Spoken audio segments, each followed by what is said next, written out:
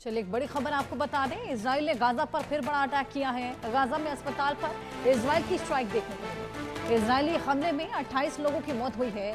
हवाई हमले में कई लोग घायल भी हुए। अस्पताल के नीचे हमास का अड्डा होने का भी दावा किया जा रहा है। अस्पताल के नीचे हमास का अड्डा, इजराइल ने यह दावा किया। और ये हवाई हमला जिसकी तस्वीरें भी हम आपको दिखा रहे हैं, अस्पताल के नीचे हमास ने अड्डा बना रखा था और उसके बाद ये बेहद बड़ा हमला देखने को मिला। वहीं हमास का टॉप लीडर भी बताया जा रहा है, इसमें ढेर हुआ है। हवाई हमले में 28 लोगों की मौत हुई है, कई लोग घायल हुए। तो ये एक बेहद बड़ी एयर स्ट्राइक। इसको लेकर और जानकारी लेंगे। हमारे साथ हमारे सहयोगी अजय जांड्या जुड़ गए हैं। अजय, क्या कुछ और जानकारी? देखिए, बिल्कुल आपको बता दूं कि हमास के ठिकानों पर लगातार इजराइल की जो स्ट्राइक्स हैं वो जारी हैं और ताज़ा जो स्ट्राइक हुई है उसमें एक अस्पताल जो है उसको निशाना बनाया गया है। दरअसल इस अस्पताल के नीचे जो है हमास का एक ठिकाना था जिसमें जो कई जो हमास के लीडर सहित जो है लोग वहाँ पे लड़ाके जो है वो छुपे हुए थे। हमास के आतंकियों को निशाना बनाने के लिए बड़ी स्ट्राइक हुई है जिसमें 26 लोग जो हैं वो मारे गए हैं, जिसमें जो कमांडर इनके थे उसमें उसकी भी मौत हुई है।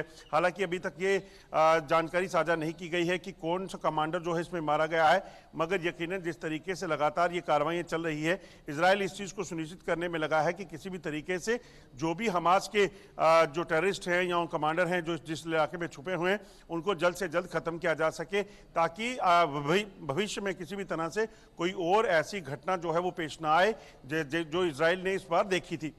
बिल्कुल, यहाँ पर लगातार हमास के ठिकानों को तो निशाना बनाया ही जा रहा है अजय, लेकिन जिस तरीके से अस्पताल पर हमला किया गया, कितने आम नागरिक भी इसमें मारे गए होंगे? देखिए, अभी तक इस चीज़ का डाटा जो है वो शेयर नहीं किया गया है, मगर 26 लोगों की मौत हुई है। क्योंकि ये अस्पताल था तो ऐसे में यकीनन इस चीज़ की आशंका है कि कुछ सिविलियंस भी इसमें मारे गए होंगे। मगर इजराइल जिस तरीके से टारगेट कर रहा है, इजराइल ने पहले भी कहा है कि हमास आम लोगों के जो ठिकाने हैं, आम लोगों के घर हैं, अस्पताल हैं, वहाँ पर अपने आप को छुपाने की कोशिश कर रहा है। ऐसे में उन लोगों तक पहुँचने के लिए इस तरह की कार्रवाइयाँ की जा रही हैं। हालांकि इसको जस्टिफाई नहीं किया जा सकता, मगर जिस तरीके से ये कार्रवाई हुई है उस कार्रवाई में हमास के कमांडर और आतंकी जो हैं वो काफ़ी मारे गए हैं। अब इस चीज़ में इजराइल जो है वो आने वाले समय में खुलासा करेगा, IDF, कि आखिरकार ये कौन थे, कितने लोग मारे गए हैं, कितने सिविलियंस थे और कितने हमास के जो लड़ाके हैं इसमें मारे गए हैं।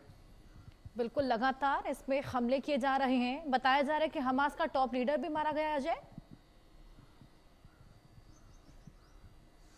बिल्कुल, इस चीज़ की जानकारी भी मिल रही है कि हमास का एक जो टॉप लीडर था, टॉप कमांडर था, वो भी इसमें मारा गया है।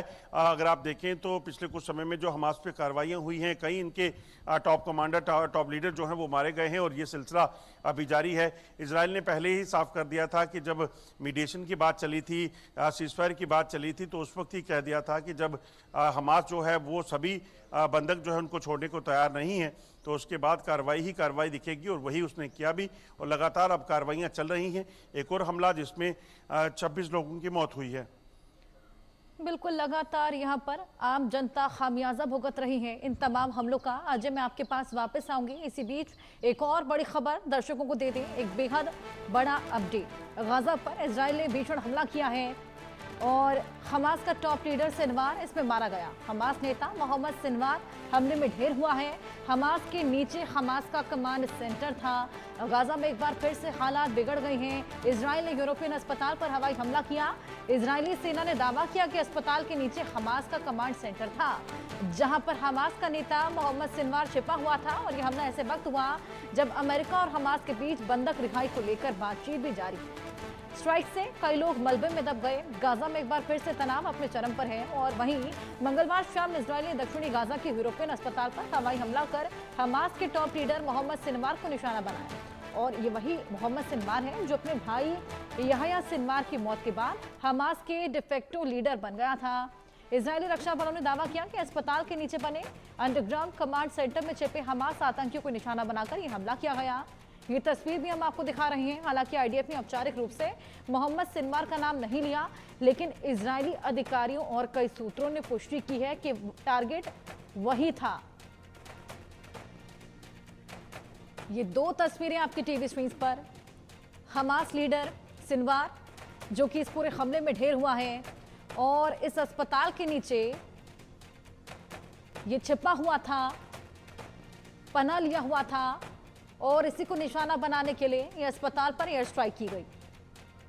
हालांकि अभी तक पुष्टि नहीं हुई है कि टारगेट वही था या हमास का ठिकाना था, लेकिन लगातार हमले जारी हैं। ये दो तस्वीरें जिस तरीके से अस्पताल पर यह बेहद बड़ा हमला किया गया, इजराइल ने गाजा पर बेहद बड़ा एयर स्ट्राइक किया है।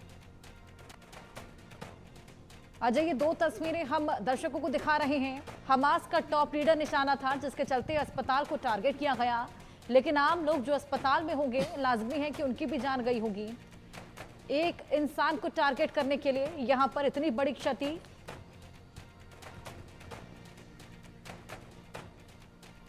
देखिए, बिल्कुल जिस तरीके से लगातार हमास के खिलाफ कार्रवाइयाँ चल रही हैं, उसी के तहत मोहम्मद सिनवार के छुपे होने की खबर के बाद इस जगह को टारगेट किया गया है। ये यूरोपियन हॉस्पिटल जो है वो वहाँ पे है, और ख़ासतौर पे जो गाज़ा में लोग इफेक्टेड हैं उनको इस वक्त इलाज वहाँ पे चल रहा था। मगर इसराइल की ये कार्रवाई हुई है, उसमें काफ़ी नुकसान हुआ है। 28 लोग मारे गए हैं। मोहम्मद सिनवार के भी मारे जाने की खबर इसमें आ रही है।